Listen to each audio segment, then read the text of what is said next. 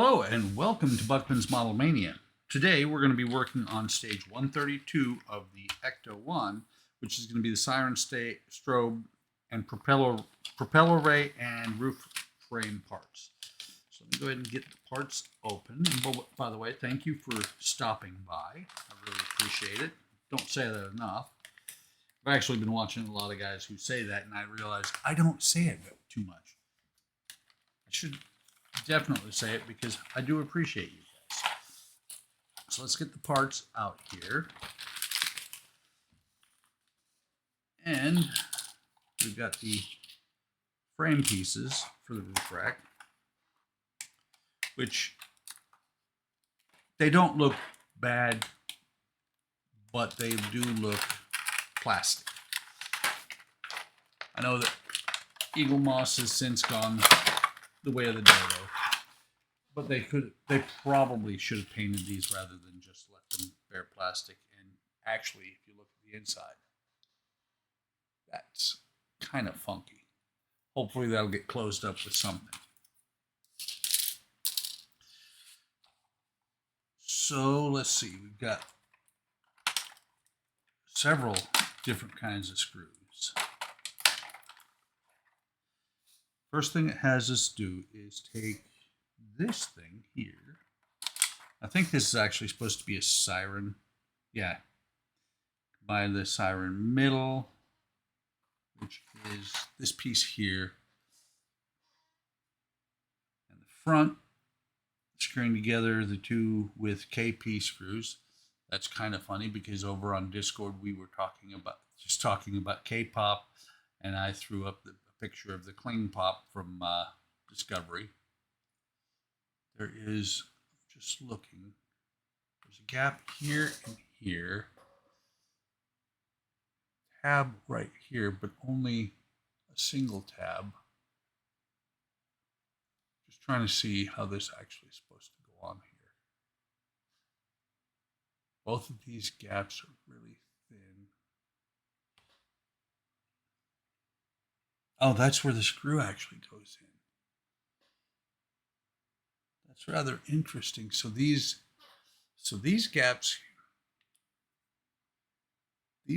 here are going to be for the screw, which is going to go into these gaps here. So let me try lining those up, and maybe that'll fit together. Actually, it does. Okay. So let me find my KP screws, and we'll get those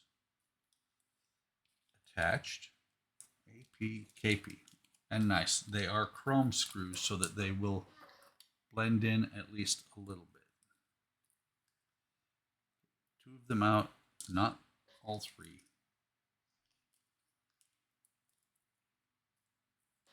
Hopefully, let me see. Yeah, the ZV1 would be picking it up, but the Nano is not. I've got a fan on in the background because it's over 80 degrees outside. It's 76 in here. It's gone from early spring weather here in Illinois to let's do summer. And basically it did that overnight. So these screws are kind of not wanting to go in. There we go. That one's going in. It takes a little bit of pressure to get it to go in. See, this one here has not even started. This one went all the way in. Could have also just done some glue on here. In the realm of things they could have done, they could have actually put a speaker in here. Matter of fact, there's a hole in the back here. I'm wondering if that is for a light or what's, if anything is actually going to go in there.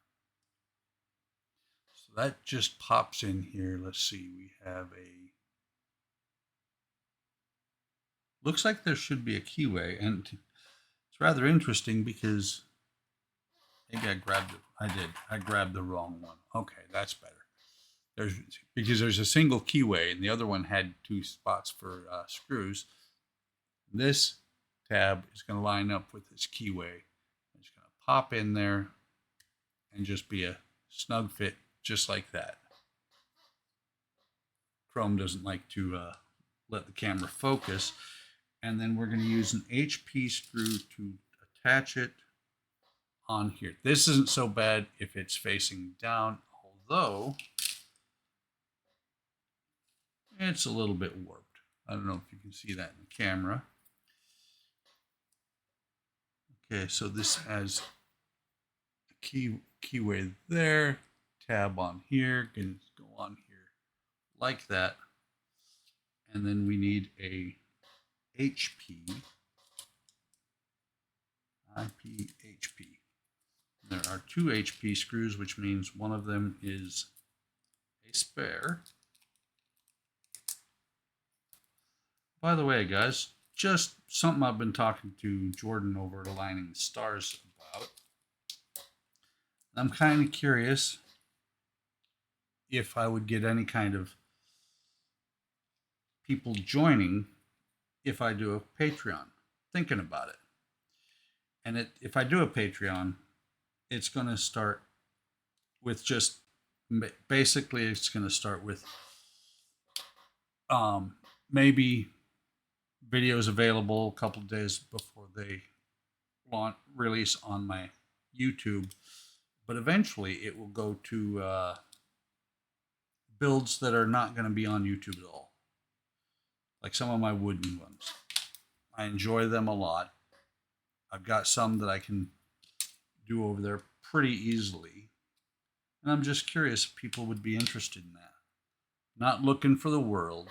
To be honest, all I'm looking for is a little bit of support building these artworks because they cost a ton. Oh, and I need the car. So let me pause for a second while I go and get the car. Okay, so actually I didn't need the car, just needed a couple of lights from it. And this is where I'm going to have some issues because the circuit for the white light has gone out. The circuit for the red light works. And I'm not sure which one I want to have lit. I may actually do some rewiring just so that I can have them both lit. Let's see. This one has a white lens, so we're going to use the white light on this one. I think, yeah, that the LED just pushes up inside there. So, a pair of tweezers.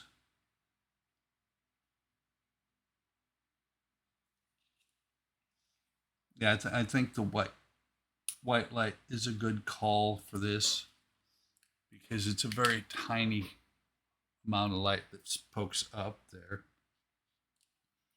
And this is going to go down through here, and watch, the plug does not fit. Thought about that after the fact.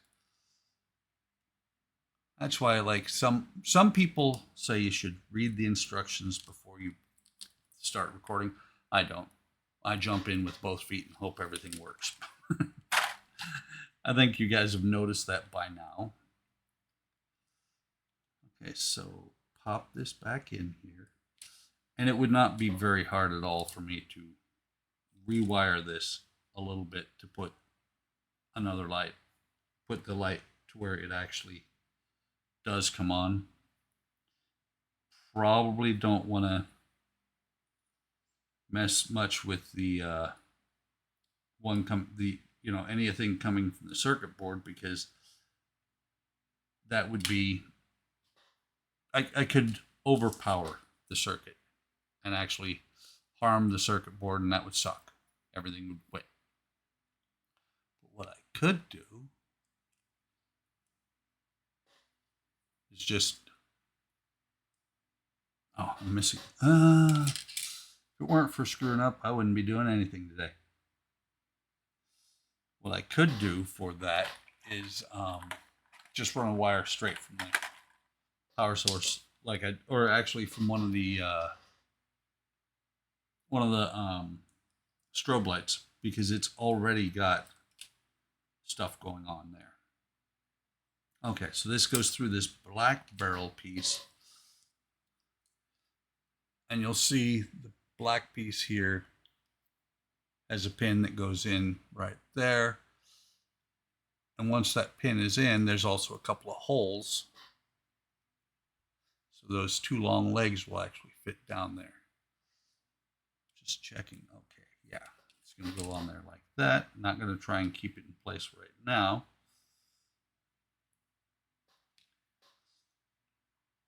It's rather interesting too, because if I do set up a Patreon, right now I only have the one decent camera, the ZV-1 right here. If I decide to do a Patreon, I'll start with some older cameras I have and just see how that works out, at least for a little while, until I can afford to get other cameras. I have some older ones. I have one that I said to Jordan is a what did I call it? I called it a Go Amateur because it's definitely not a GoPro. It is very old. It is very decrepit, but it actually records.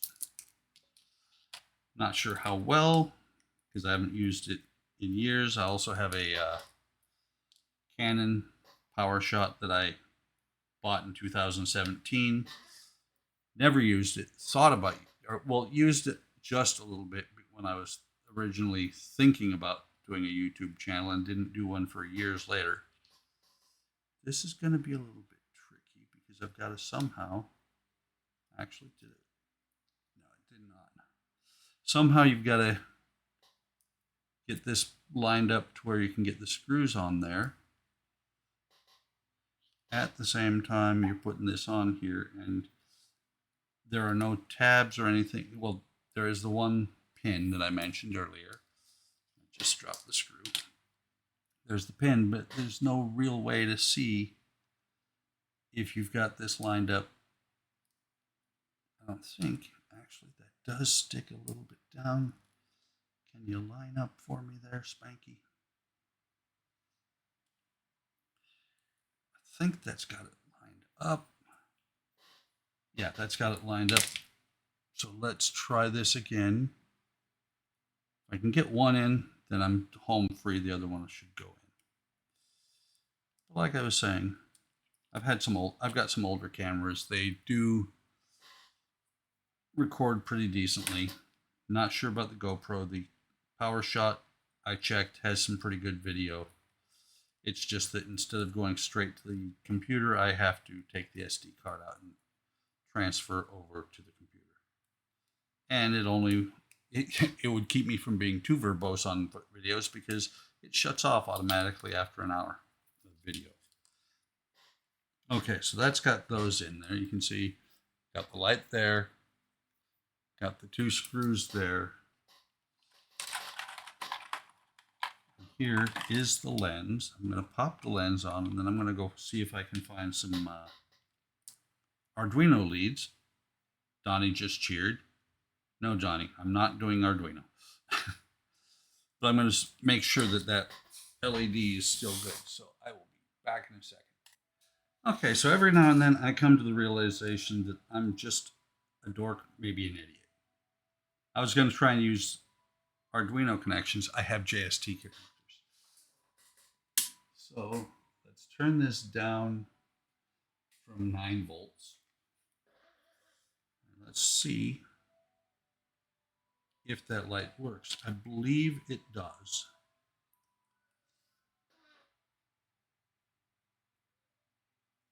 And again, maybe this LED is bad.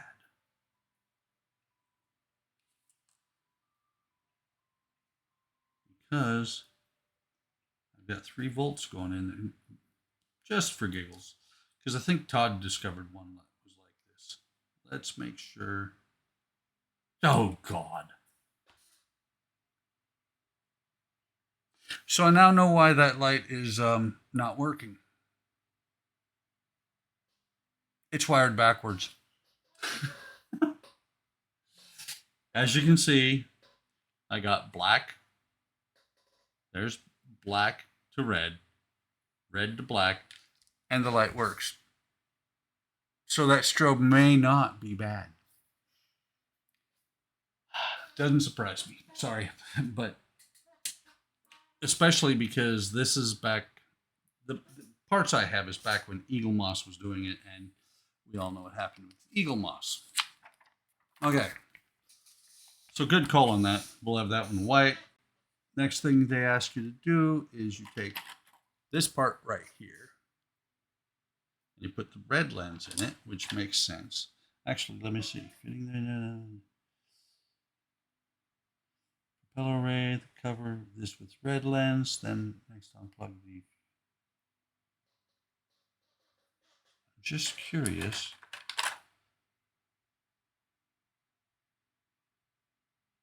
Okay. So this is supposed to be like a semi-sealed beam or a sealed beam light. There's a tab on the back of here, tab at the top, so it's going to go in that direction only.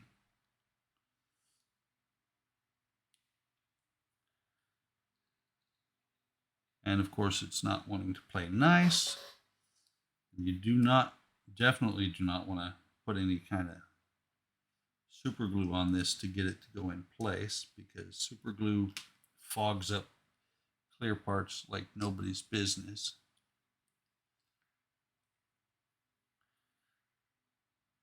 Let's see. I think that might be in place. And it's kind of odd the way you have to do this, because you have to do it from, at least for me, to line up the tab. I hit the tab here and then I push the other side down. You should actually go from here and it should click in on the tab.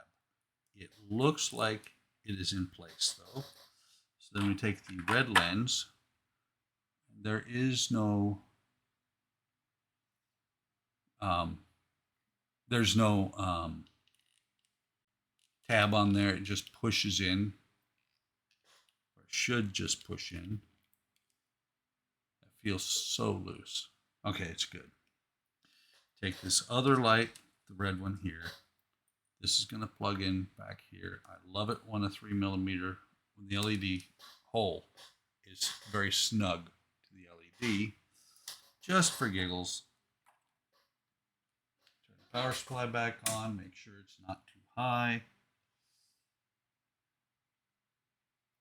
Let's make sure that this one is wired correctly.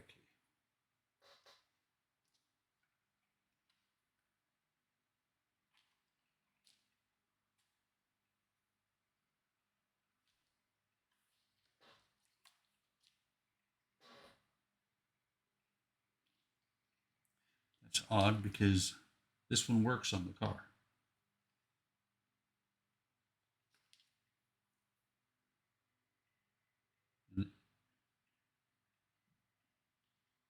This one is wired backwards as well.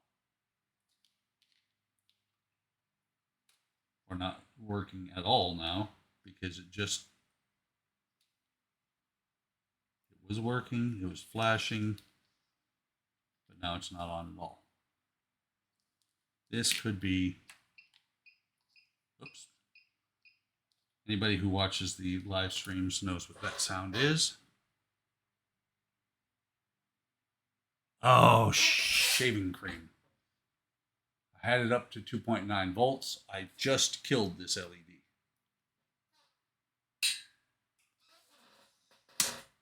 Red LEDs are extremely fragile. So I'm going to go ahead and put this the rest of the way together for now. I will have to pull this back apart. Probably do that on the live stream this afternoon, but I'll have to pull it back apart and replace the LED because LEDs, what was I going to say? Because red LED, or what was I? Red LEDs are very sensitive to if you overvolt them, or you not overvolt, if you overpower them, and so ugly things happen if you put too much power through. But I'll fix it on this live stream this afternoon since I'll have plenty of time then. And if you haven't checked it out, you should stop by our live stream sometime. We do them on Fridays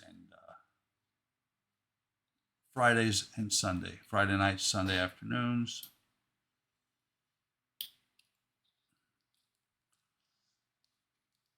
Okay, so that goes on there like that. Flip back over. That's an IP screw that holds this to the framework. It's not gonna be extremely difficult for me to correct my mistake there. If you have when you're working with LEDs, as long as you have the correct resistor, shouldn't be any problem. There was no resistance, and so I popped the LED. I don't do that very often anymore, but I've done it enough times that I should know better. Okay, so that goes on there like that. This next part,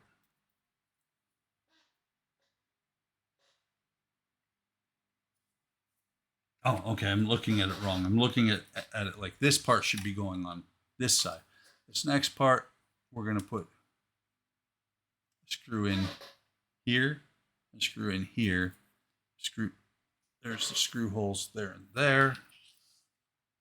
And we're going to start the roof box. And those are going to be AP screws, which I think there's about 1.5 billion of them in this model. Get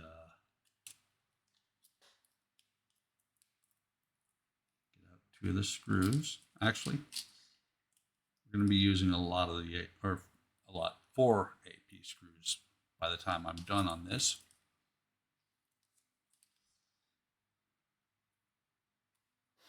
And so, plug this in here.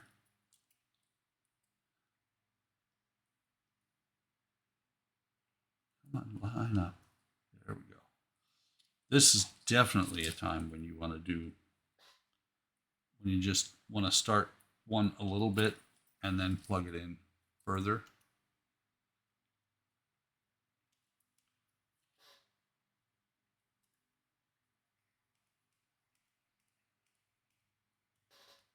Tighten it after you've got both of them started. Otherwise, you could tighten it down and have to end up torquing the plastic because it's not lined up. Okay, that looked, from the angle I was looking at it, it looked like it was bent. And so this last part here is going to go on back here. There's a couple of tabs here on the bottom, so it's going to go on this direction. It's going to line up with these 2 back holes here, just like this. Matter of fact, I should be able to just set it down like that, and I knocked the screws, which could have been bad, but they didn't go very far. So there's that one.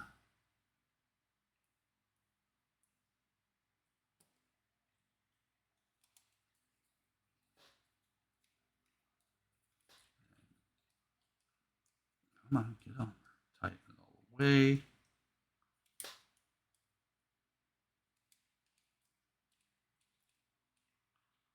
This just feels so fragile. And there is the start of the roof box.